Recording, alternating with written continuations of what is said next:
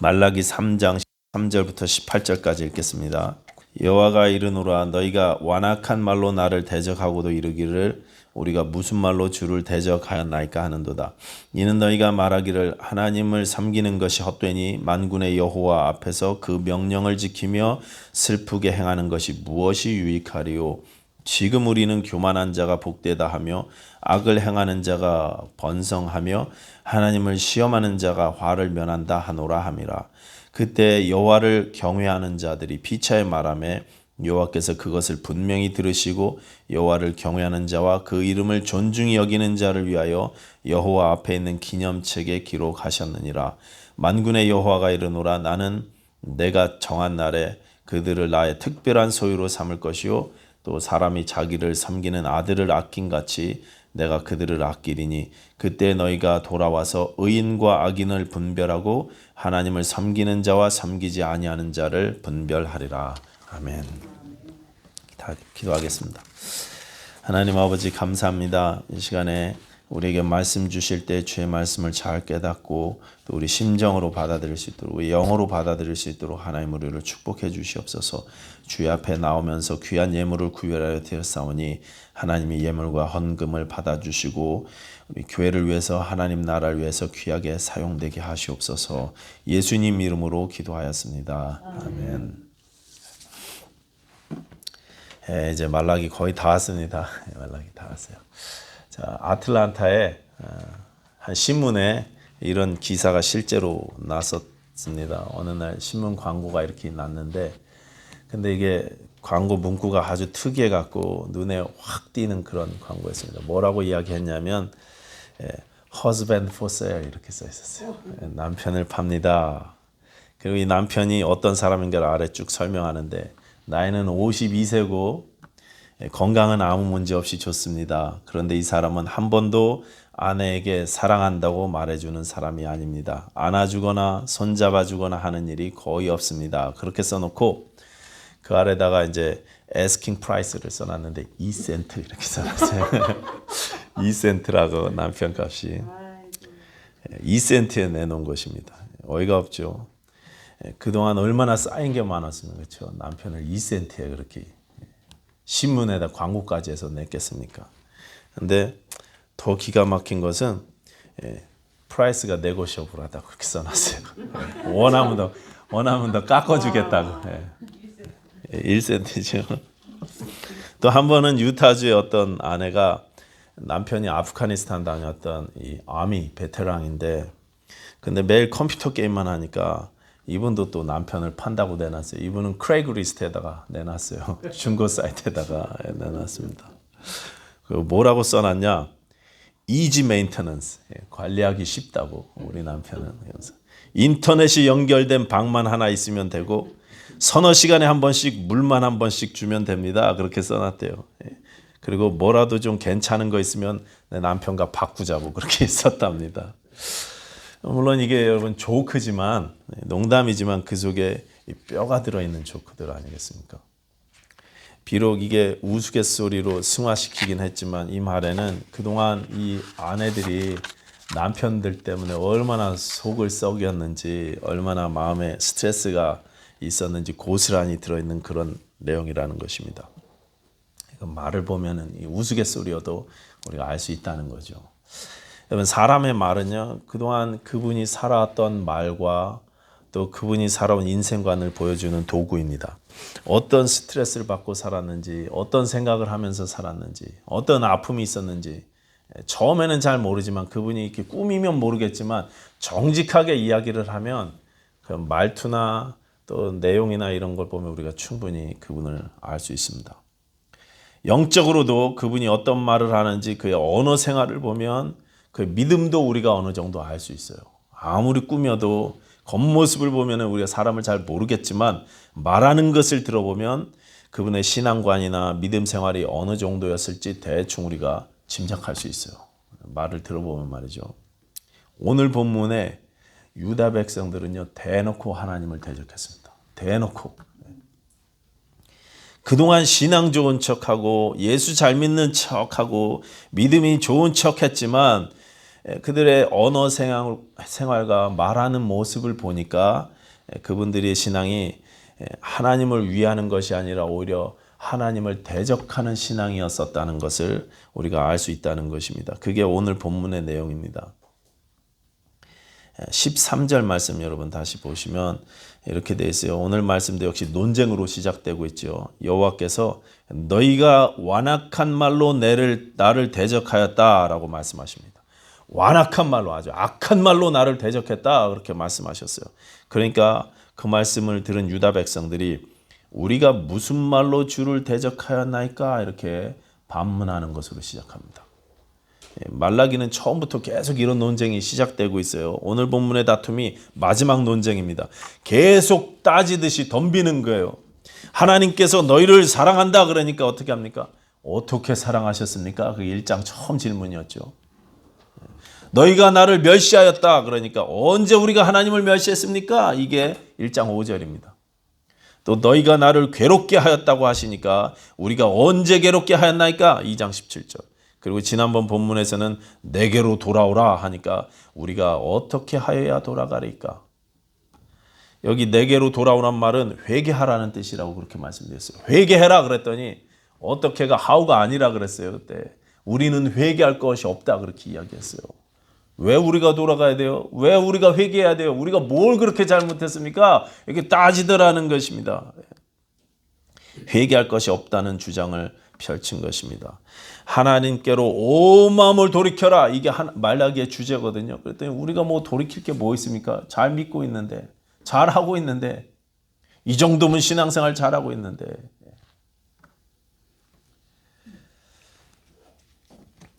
오늘 본문은요, 그렇게 하나님께 온 마음을 돌이키기를 원하는 자들은, 삶을 주께로 드리기로 작정한 자들은 가장 먼저 이것을 주의하라 하시면서 하시는 말씀이에요.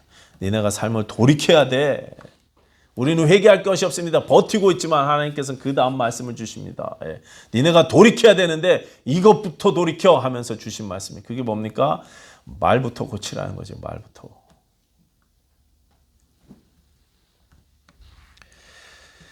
오늘 이 너희가 완악한 말로 나를 대적하였다라고 말씀하시는 것은요. 앞에 2장 17절에도 비슷한 내용이 나옵니다. 너희가 말로 여호와를 괴롭게 하고도 이르기를 우리가 어떻게 여호와를 괴롭혀 드렸나이까 하는도다. 우리가 하나님을 말로 대적하고 말로 괴로우시게 만든다는 것입니다. 하나님께 참으로 돌이키기를 원하는 자들은 말부터 그 언어 생활부터 좀 조심해야 한다는 거예요. 신앙인에게는 그만큼 언어 생활이 중요하기 때문에 여러분 우리가 하는 이 말 습관들, 언어 생활들, 사용하는 단어들 여러분 한 번씩 점검해 보자는 것입니다. 신자는 좀 조심해서 쓸 필요 있죠. 가끔 우리가 벽 없이 편하게 농담하고 유머를 사용하는 건 좋지만 그런 유머나 농담을 사용해서 다른 사람에게 상처 주는 데까지 가서는 안 되겠죠. 오늘 본문 13절 14절 다시 한번 보겠습니다. 3장 13절 14절 여호와가 이르노라 시작 여호와가 이르노라 너희가 완악한 말로 나를 대적하고도 이르기를 우리가 무슨 말로 주를 대적하였나이까 하는도다. 이는 너희가 말하기를 하나님을 섬기는 것이 헛되니 만군의 여호와 앞에서 그 명령을 지키며 슬프게 행하는 것이 무엇이 유익하리요? 자, 그들은 말합니다. 하나님을 섬기는 것이 헛되다. 예수 믿어봤자 뭐 소용없더라. 믿음 생활해봤자 아무런 유익이 없다. 여러분 이게 지금 심각한 말 아닙니까? 오랫동안 신앙생활 했던 사람들이 이런 말한다 하면 이게 심각한 거 아닙니까? 여기 그 명령을 지키며 슬프게 행하는 것 할 때 슬프게라는 말은요. 조문하면서 우는 사람처럼 이런 뜻입니다. 그러니까 믿음으로 산다고 세상 물정도 모르고 그렇게 재미없이 슬프게 우울하게 사는 것. 그것이 무슨 유익이 있느냐 이렇게 말하는 것입니다. 예수 믿는 사람들 보면 막 우울한 것 같아요. 지나치게 진지하고 맨날 처음 무여 의지 없어서 울고 막 경건하게 산다고 막 웃지도 않는 것 같고 재밌는 것도 안 하고 술도 안 마시고 담배도 안 피고 춤도 안 추고 클럽도 안 다니고 그러니까 너무 세상 물정도 모르는 것 같고 재미없이 사는 것 같습니다. 막 우울하게 사는 것 같습니다. 그런데 그게 무슨 유익이 있느냐고 말하는 거예요. 때로는 적당히 즐기고 세상과 어울리면서 사는 거지. 온 세상이 다 그렇게 살고 있는데 왜 우리만 뭐 예수 믿는다고 이렇게 꿀꿀하게 재미없게 사는 이유가, 이게 뭐가 유익이냐, 이 소리를 하고 있는 것입니다. 15절도 보십시오. 지금 우리는 교만한 자가 복되다 하며 악을 행하는 자가 번성하며 하나님을 시험하는 자가 화를 면한다 하노라 하미라. 지금 우리는 이렇게 시작하고 있어요. 지금 우리는, 성경책 갖고 계시면 그 지금 우리는에다 동그라미 치십시오. 전에는 교만한 자는 하나님이 물리치신다고 배웠습니다. 악을 행하는 자는 망할 것이라고 배웠습니다. 하나님을 시험해서는 안 된다고 배웠습니다. 그런데 지금 우리는, 지금 와서 보니까 그 반대더라는 거예요. 그 반대. 적당히 잘난 척도 하고 교만도 떨고 자기 이익을 위해서 살고 손해보지 말고 그냥 돈을 위해서 물불 안 가리면서 살아도 오히려 더 잘되고 더 복되다라는 것입니다. 하나님이 주셨던 말씀과 다르더라는 거예요. 지금 살아보니까, 신앙생활 해보니까 아무리 열심히 해도 그냥 그렇더라는 거예요. 오히려 내 이익권 챙기고 이익 챙기고 자기 정욕을 위해서 사는 게 세상 만족이나 높고 더 좋더라는 것입니다. 신앙 지키면서 아웅다웅 인내하면서 사는 것보다 그냥 내키는 대로 내 방법대로 내가 내 인생의 주인 되어서 사는 것도 괜찮더라는 것입니다. 아니, 그런 삶이 오히려 복된 것 같다고 서로 말하고 있어요. 말로 그렇게 이야기했지만 그들의 삶이, 말라기 시대의 성도들의 삶이 그들의 언어로 그렇게 드러났다는 것입니다. 그들이 그렇게 살았다는 거예요, 실제로. 형식적인 신앙생활 하면서. 교회는 안 갈 수는 없으니까 가긴 가는데, 주일날 가기는 가요. 예배는 드리기는 드려요. 근데 하나님이, 예수님이 내 인생 보호자에 앉아 계시지 않습니다. 신앙생활은 교회 안에서만, 예배당 안에서만 하는 거지 현실은 그렇지 않아. 인생 적당히 타협하고 즐기고 살아야 되는 거야. 네가 세상 물정을 몰라도 너무 몰라서 그래. 어떻게 이렇게 우울하게 꿀꿀하게 사냐. 세상이 바뀌었는데 어떻게 그렇게 믿음으로만 살 수 있냐. 즐기면서 살아야지. 이렇게 말로 자기의 죄악된 삶을 드러냈고 말로 하나님을 대적하던 시대가 바로 말라기의 시대였던 것입니다. 이런 생각이 대세였습니다. 다 그렇게 생각하고 다 그렇게 주장했습니다. 믿는 사람들이 다 그렇게 살았어요. 3장 9절에 보시면 너희 온 나라가 그렇게 살았다고 말씀하고 있습니다. 온 나라가 하나님께 마땅히 드려져야 될 삶을 드리지 않고 온 나라가 하나님을 대적하는 죄악된 가치관으로 살았다는 것입니다. 요즘도 그런 분들 많습니다. 세상이 바뀌었노라고. 믿음의 기준들도 바뀌었다고. 저는 어떤 번영신학을 추구하는 분들이 하는 주장을 들어본 적이 있습니다. 지금은 은혜 시대니까, 하나님께서 우리를 축복해 주시는 시대니까 하나님의 축복으로 돈을 더 많이 벌고 더 화려하고 더 세련된 삶을 사는 것은 잘못된 것이 아니다. 오히려 신자는 물질적으로 잘 살아야 된다. 특히 목회자는 더 잘 살아야 된다. 그러니 목사는 좋은 차를 타야 되고 좋은 집에서 살아야 된다. 이렇게 가르치는 분들 본 적이 있어요. 그런 분들 설교하시는데 보면 막 화려하죠. 그래갖고 옷도 화려한 거 입으시고 번쩍번쩍 되는 옷에 막 목걸이 반지 막 비싼 시계 막 차고 다녀요. 보라고 하나님이 나를 축복해 주셔서 이렇게 잘 산다고 해. 저하고 가까이 지냈던 어떤 이 카리스마틱한 목사님은요, 집에 자동차가 3대예요. 근데 평상시에 우리들, 저 같은 사람들 만날 때는요, 그냥 도요타 끌고 나옵니다. 그냥 보통 타고 다니시는 차 타고 나오세요. 그런데 좀 특별한 분들을 만나거나 외부의 손님들을 만나실 때는요, 제일 비싼 차 끌고 나가세요. 고급 승용차 끌고 나가십니다. 왜요? 나는 이렇게 축복받아서 하나님 앞에 잘 산다는 모습을 보여주고 싶으신 거예요. 그분의 신앙은 물질 축복받는 것하고 이 땅에서 건강 축복받는 것, 이게요, 우리가 받을 하나님의 축복이라고 그렇게 믿고 있어요. 목사님이신데 그렇게 믿고 있어요. 또 그와는요, 정반대로 이야기하시는 분들이 있습니다. 목회자는 가난해야 된다고. 그래서 목사는 고급 승용차 타면 안 된다고 그렇게 이야기하세요. 지금 제가 타고 다니는 기아 있잖아요. 기아 세도나. 그거를 살 때 제가 미제차를 타겠다고. 교회에서 사신 교회차였거든요. 저 차가. 그랬더니 저한테 와서 목사님이 무슨 미제차예요. 한국차 기아차를 타야지. 막 그러시더라고요. 그래갖고 저거 사주셨어요. 목사는 너무 좋은 차 타고 다니면 안 된다고. 목사님이 차가 여름에 에어컨이 안 나갖고 창문을 열고 부채 붙이면서 운전하면 얼마나 그게 은혜가 되는지 아세요? 그러더라고요. 그건 저희 교회가 아니라 저 시카고 교회. 제 담임 목사님이셨던 분이 전도사님 때. 그 목사님이 그러셨대요. 네가 한번 타봐라. 속으로 그러셨대요. 둘 다 어이없는 주장이죠. 말도 안 되는 주장입니다. 여러분 요즘 시대가 어떻든지 이 세대가 어떻든지 세상 사람들이 어떤 말을 하든지 그런 건 우리가 관심 쏟을 게 아니에요. 요새 유행이 어떤지 그건 우리가 관심 둘 게 아닙니다. 우리의 관심은 오직 성경입니다. 하나님 말씀입니다. 로마서 12장은 너희는 이 세대를 본받지 말아라 그렇게 말씀하셨어요. 아시죠? 이 세대를 본받지 말아라. 하나님이 무슨 말씀을 하시는지 그게 우리한테 중요한 거예요. 우리는 이 세대를 본받으면 안 됩니다. 그런데 우리는 세상이 바뀌었다고 하나님도 바뀌셨을 거라고. 지금 대세가 그렇다고 말로 하나님을 대적하는 일들이요 비일비재하다는 거예요. 지금 대세가 어떤 줄 아냐고. 미국도 목사님도 남자고 사모님도 남자고 그런데 언제까지 그거 성적 소수자들을 반대할 거냐고 막 교회 안에서 그런 일들이 일어나요. 지금 이게 대세라고 말이지. 인정해야 된다고. 교회도 인정해야 된다고. 말라기 시대에는요 온 나라가 그랬습니다. 온 나라가. 왜 믿는 니네들만 특별하게 따르게 살려고 그러냐. 예수 믿는 사람들 왜 유난 떠느냐고.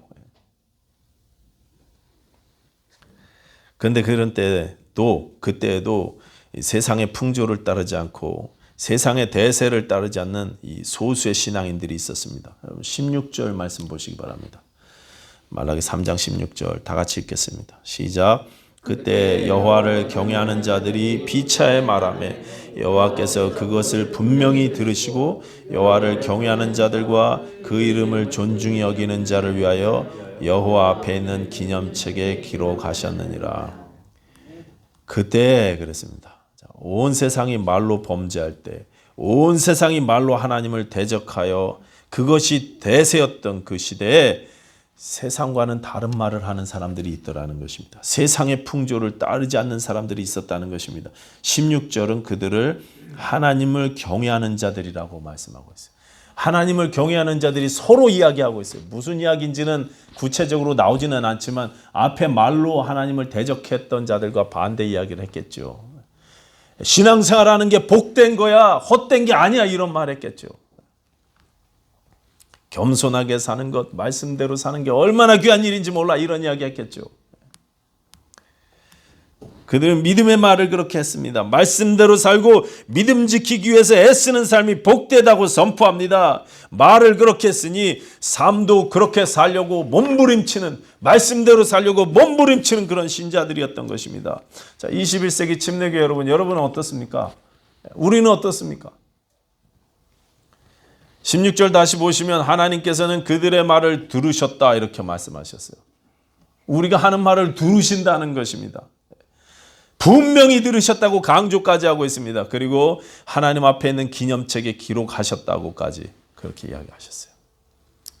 하나님 앞에 책이 두 권 있죠. 우리가 아는 책이 생명책하고 여기 나오는 기념책하고. 생명책에는 반드시 이름이 올라가 있어야 돼요. 여러분 이름이 반드시 생명책에 올라가 있어야 됩니다. 기념책은요 우리가 하나님을 위해서 했던 모든 말들, 상 주시고 싶으신 일들을요 다 기록해 놓으시는 거예요. 하나님께서요 우리의 믿음의 말들을 들으시고 다 기록해 놓으셨다. 분명히 들으시고 상 주시기 위해서 기록해 놓으셨다고 말씀하십니다. 여러분은요 어떤 말씀을 하면서 살고 계십니까? 평상시 우리가 하는 말씀, 하는 이야기에 여러분 주의하시기 바랍니다. 하나님이 다 듣고 계신다는 사실을 명심하십시오. 하나님께서 분명히 들으시고 에베소서 5장 4절은 그래서 이렇게 말씀합니다. 누추함과 어리석은 말이나 희롱의 말이 마땅치 아니하니 돌이켜 감사하는 말을 해라.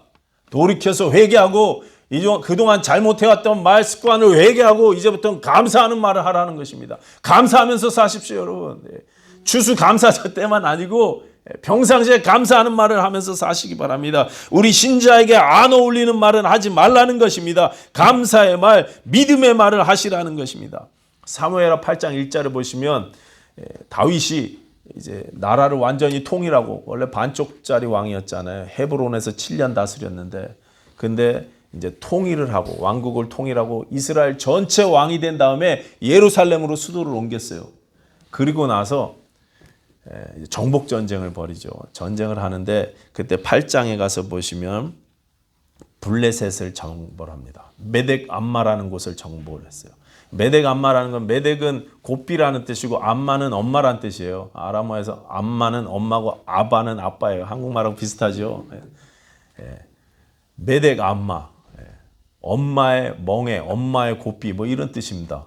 근데 이건 한 도시를 이야기하는 게 아니라 엄마 도시가 이제 가드거든요. 가드를 비롯한 다른 5개의 도시를 이야기하는 거예요. 거기를 정벌했어요. 그리고 그 중심 도시 메덱 암마 5곳을 딱, 곱비죠. 곱비를 딱 잡으니까요, 다시는 블레셋이 이스라엘을 침공하지 못했어요. 다윗 왕 때는, 솔로몬 때까지는. 곱비를 딱 잡고 안 놓는 거예요. 여러분, 블레셋은 전에 한번 말씀드렸지만 땅에서 먼지에서 기어다니는 자들이라고 그렇게 말씀하셨고, 뱀이라고 이야기했죠. 사단의 상징이라고 그렇게 말씀드린 적이 있습니다. 여러분, 우리가 곱비를 놔버리면 사단이 우리 곱비를 잡아요. 여러분이 말로 함부로 범죄하기 시작하면, 말을 그냥 함부로 하기 시작하면 때문에 우리 곱비가 사단에게 잡혀질 수도 있습니다. 보통 사단이 틈을 탄다 그러잖아요. 말로 틈을 탈 수 있어요. 여러분, 말씀을 조심해서 하시기 바랍니다. 곱비를 사단에게 내어주지 마시기 바랍니다. 비관적인 말들과 또 부정적인 말들, 우울한 말들, 낙심의 말들, 여러분 입에서 멀리 하십시오. 신자답지 않은 것들 멀리 하십시오. 그런 말들은요, 우리 입에서 나와서는 안 되는 말인 거예요. 어울리지 않는 말이에요. 우리 하나님의 자녀들한테는요, 그런 말들이.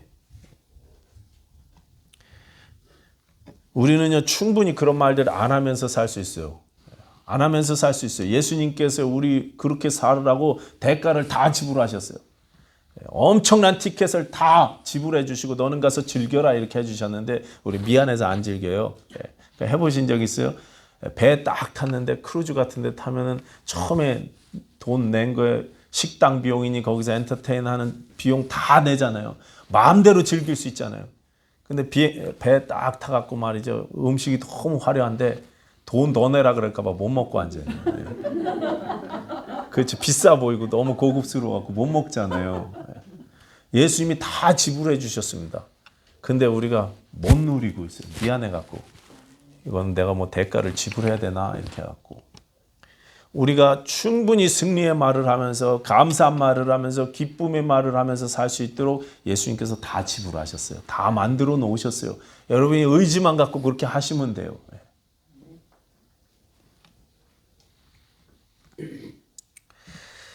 힘들어서 어떻게 해요? 몸이 너무 아파서 죽겠네요. 괴로워서 어떻게 해요? 돈이 없어서 힘들어요. 괴로워요. 여러분, 이런 말들을 하시기 전에 하나님의 은혜에 대해서 감사하고 찬미하는 믿음의 말을 좀 해보시라는 것입니다. 의지적으로 하십시오. 의지적으로. 안 나와도 하십시오. 할 수 있어요.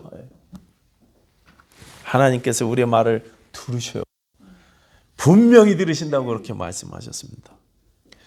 하나님의 은혜가 나와 함께 내가 인내할 수 있습니다. 넉넉히 할 수 있습니다. 우리 주님께서 나를 사랑하니 초막이 입니다. 아멘. 기쁜 날을 주시니 감사합니다. 건강하게 일어나게 하셨으니 오늘 하루도 살겠습니다. 하나님, 감사하면서 살아요. 믿음으로 선포하십시오.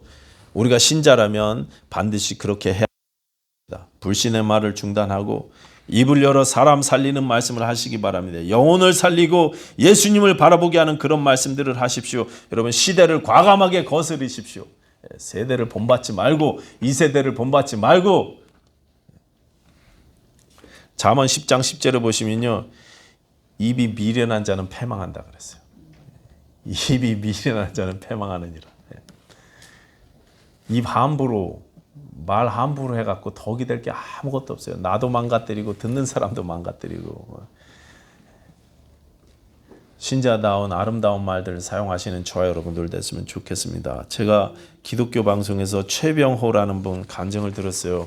여러분도 혹시 들어보신 적 있나 모르겠습니다. 요새 CBS에 저는 CBS가 좀 가끔 정치적인 것 같아서 잘 안 들었는데 이 간증 그걸 누구 카톡으로 자꾸 보내주셔서 듣게 됐어요. 근데 정말 은혜스러운 간증들 많더라고요. 그 중에 최병호라는 분은 고등학교 선생님입니다. 부산의 분이엘 고등학교가 있는데 미션 스쿨이겠죠. 분이엘 고등학교의 수학 선생님이셨는데 이분은 고등학교 때 그 학교에 자기가 나온 학교예요. 그 학교에 들어가면서 거기서 예수님을 믿게 되신 분이시래요. 거기서 예수님 믿고 나중에는 자기가 나온 그 학교에 이제 수학 선생님이 되신 거예요. 근데 원래 이분 집안은요 불교 집안이었답니다. 아들이 귀해서 이분 어머니가 아들을 못 낳았고 대구에 있는 유명한 절집에 가갖고 사찰에 가서 불공을 드리고 청성을 쏟아 아들 점지해 달라고 그렇게 불공을 들이시고 그 시간에 아버지는 일본에 아주 아들을 잘나게 해주는 절이 있다 그래갖고 그 절에 찾아갖고 일본 절에 가갖고 이렇게 정성을 들이시고 한 분은 대구에서 한 분은 일본에서 이렇게 정성을 들이셔갖고 기도의 응답으로 낳은 아들이 이 아들이래요. 아들. 그러니까 여러분 충분히 우리가 생각할 수 있죠. 이 아들이 얼마나 귀한 아들이었겠으며 이 집안의 불심이 불교 신앙이 얼마나 뜨거울지 우리가 알 수 있죠. 충분히 추측할 수 있습니다. 어릴 때부터 이분은 중학교 때까지 불교 학교에 다니면서 불교 학생 회장도 하고 뭐 그랬답니다. 덩치도 좋고 또 공부도 잘하고 그래서 막 리더십도 있고 그래갖고 이분이 전체 학생들 예불 시간에는요 목탁을 떡떡떡떡 앞에서 이분이 두들기면 전체 학생들 1000몇 명 되는 학생들이 쫙 불상에 절을 하고 그런 예배도 했대요. 자기 반에서 또 열심히 특심해갖고 전체 학생 일주일에 한 번 하는 것도 하고 매일 자기 반에서 예불하는 것도 자기가 목탁을 이렇게 두들겼대요. 그러면 자기네 반 한 40-50명 학생들이 다 이렇게 절을 하고 공부를 시작했답니다. 근데 자기 반에 한 명이 절을 안 하더래요. 똑똑똑똑 하면서 봤더니 한 명이 꼭 절을 안 하더래요. 그래갖고 그 친구를 때리고 따돌리고 괴롭혔는데 그 친구가 항상 자기에게 괴롭힘을 당하면서도 웃으면서 나 좀 봐줘. 나 좀 봐줘. 친구야 나 좀 봐줘. 우리 아빠가 목사님이야. 그러면서 내가 우리 아빠가 목사님이니까 내가 예의를 갖춰서 서 있기는 할 테니까 절만은 하지 않게 해달라고 그러더래요. 나중에는 그 친구 때문에 그리고 분이엘 고등학교에서 가서 만난 이 전도사님 아줌마라고 불렀대요. 그냥 귀찮아 싫어갖고 전도하는 게 싫어서 전도사님인데 아줌마 선생님한테 영향을 받아서 그 아줌마의 귀한 용기를 주는 말 한마디에 이분이 삶을 회개하고 예수님을 영접합니다. 그 친구하고 전도사님 때문에 집에서 난리가 났겠죠. 네가 어떤 아들인데. 근데 매 맞으면서도 예수님을 증거하기 시작했어요. 지금은 부모님과 온 집안 식구들을 전도하고 지금 분이엘 고등학교에서 고등학교 선생님으로 일하면서 지금까지 예수 믿고 나서 2,000명 정도를 전도하셨대요. 2,000명 정도 전도했고 지금도 계속 전도하고 한답니다. 핸드폰이 4개가 있는데 이분이 갖고 다니는 핸드폰이 4개에다가 사람 이름을 가나다 순서로 이렇게 착 구분해갖고 집어넣어 놓고 그리고 전도하느라고 핸드폰을 4개씩 갖고 다니면서 그렇게 대상자들을 위해서 기도하면서 살고 있다 합니다. 여러분 이 말 한마디가 친구의 말 한마디가 전도하는 그 전도사님의 말 한마디가 영혼을 살리는 것입니다. 인생을 바꾸는 것입니다. 믿음의 말 한마디가 오늘 본문에 보시면 하나님께서는 이 믿음의 말을 하는 사람을 기억하시겠다고 기념책에 써놓겠다고 말씀하실 뿐만 아니라 17절에는 그들을 내가 아끼겠다 이렇게 약속하셨어요. 내가 그들을 아끼겠다. 또 18절에는요. 그렇게 되면 하나님이 아끼시는 자와 그렇지 않은 자, 하나님을 섬겼던 자와 대적했던 자가 얼마나 차이가 나는지 너희가 확실히 알게 될 것이다. 그렇게 말씀하고 있어요. 니네는 이거나 믿는 거나 안 믿는 거나 뭐 똑같네 이렇게 이야기하지만 아니라고. 하나님을 경외하는 자와 하나님을 대적하는 자가 얼마나 차이 있는 삶을 사는지 너네가 곧 보게 될 것이다. 이렇게 말씀하고 있어요. 불신의 말로 하나님을 대적하는 사람하고 말로 범죄하지 않고 믿음의 말을 하려고 하는 사람들은 삶에서 확 차이가 난다는 것입니다. 확 차이가 나요. 오래 걸리지도 않습니다. 먼 나중에 훗날 이야기가 아닙니다. 지금 우리 삶에서도 느낄 수 있는 일인 것입니다. 바로 차이를 느낄 수 있는 일입니다. 하나님께서 나를 아껴주시면 승부는 그냥 끝난 거예요. 그런 삶은 옆에서 봐도 복스럽습니다. 불평하는 분들은 그 불평 때문에 예수님께서도 말씀하셨어요. 니네 머리카락이라도 하나 희고 얹게 할 수 있냐 니네 불평으로. 키를 한 치라도 좀 키울 수 있냐 니네가 불평해서. 그것 때문에 마음만 더러워지고 속상해지기만 하지. 근데 감사하고 찬미하는 사람은 그것 때문에 밝아져요. 그것 때문에 복 받습니다. 하나님께서 기뻐하시고 아끼시겠다고 그렇게 말씀하셨어요. 얼마나 차이 나는 복된 삶을 사는지 보여주시겠다고 그렇게 약속하셨어요.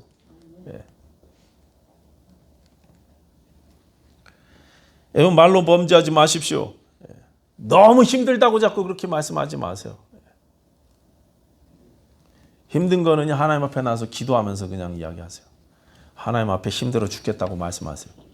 형제들 간에는 성도들 간에는요 감사한 말씀하세요. 세워주는 말들을 하십시오.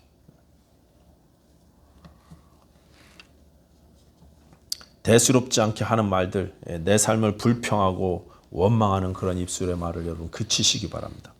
우리가 잘 아는 찬송가 작가 패니 제인 크로스비는 찬송시를 살아생전에 9,000곡 만들었다 그러죠. 이분이 만든 찬송가 노래들 굉장히 많습니다. 9,000곡이니까 어마어마하죠. 예수 나를 위하여 십자가를 질 때 이 찬송도 그분이 만드셨습니다. 예수로 나의 구주 삼고 아까 부른 찬송도 그분이 쓰셨고요. 주의 음성을 내가 들으니 사랑하는 말일세 인내하신 구세주여 내 말 들으사 이 찬송도 그분이 쓰셨어요. 많은 찬송시를 썼습니다. 근데 이분 패니 크로스비는 생후 6개월에 시력을 잃고 장님이 되셨습니다. 난 지 6개월 만에 눈병이 잠깐 있는 것 같아서 병원에 데리고 갔는데 담당 주치의가 그때 자리를 비워갖고 옆에 있던 다른 의사가 치료를 해줬는데 그 의사가 돌팔이었어요. 그래서 잘못된 약을 처방해 주는 바람에 그래갖고 그 약을 잘못 사용해갖고 시력을 잃었어요. 6개월 만에.